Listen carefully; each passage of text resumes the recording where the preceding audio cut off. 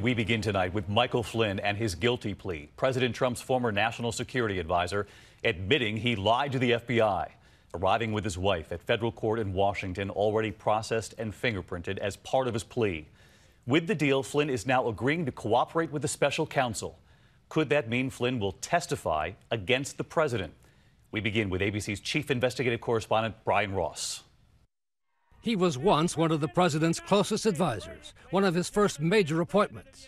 But today, as General Michael Flynn walked out of court in Washington, protesters chanted, "Lock him up."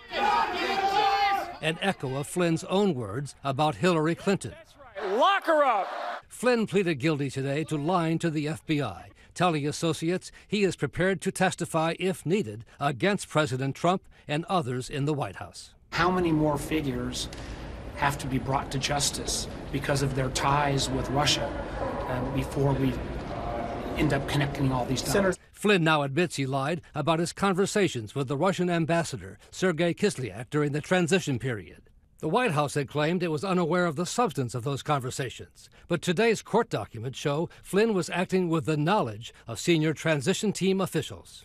The first example, on the same day President Obama imposed tough sanctions on Russian facilities in the U.S. for meddling in the election, the Russian ambassador contacted Flynn. Flynn then consulted with a senior transition team official who said the Trump team did not want Russia to escalate the situation, a request Flynn then made directly to the ambassador. Putin did not retaliate, and President-elect Trump then tweeted, "Great move by Vladimir Putin. I always knew he was very smart." The documents also show that a very senior official on the transition team told Flynn to contact the Russian ambassador about a UN resolution involving Israel. Tonight we are learning that very senior official was the president's son-in-law, Jared Kushner. The president has insisted he did not tell Flynn to make the contacts with Russia. No, I didn't direct him, but I would have directed him if he didn't do it, okay? But according to a confidant of Flynn's, he is prepared to testify that Trump did direct him to contact the Russians during the transition, initially as a way to work together against ISIS. It's at odds with what he has been saying publicly from day one. The plea documents also suggest Mueller's investigation may be focused on President Trump's firing of FBI Director James Comey. Flynn lied to the FBI on January 24th. On January 26th, Acting Attorney General Sally Yates told the White House he had lied.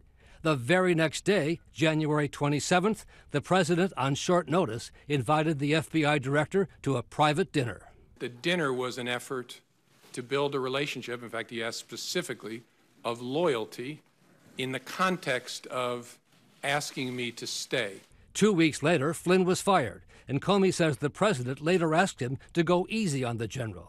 I understood him to be saying that what he wanted me to do was drop any investigation connected to Flynn's account of his conversations with the Russians.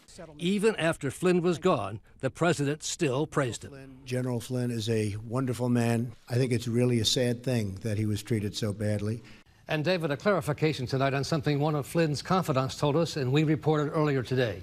He said the president had asked Flynn to contact Russia during the campaign. He's now clarifying that, saying, according to Flynn, candidate Trump asked him to find ways to repair relations with Russia and other hotspots during the campaign. And after the election, the president-elect told him to contact Russia on issues, including working together to fight ISIS. In the meantime, that statement from Michael Flynn today, Brian, says that I accept full responsibility for my actions. That's right. Flynn's confidant says Flynn is extremely angry at the White House that he was going broke with crippling legal fees and made this deal for his family. His son had also been under investigation, but was not charged to date.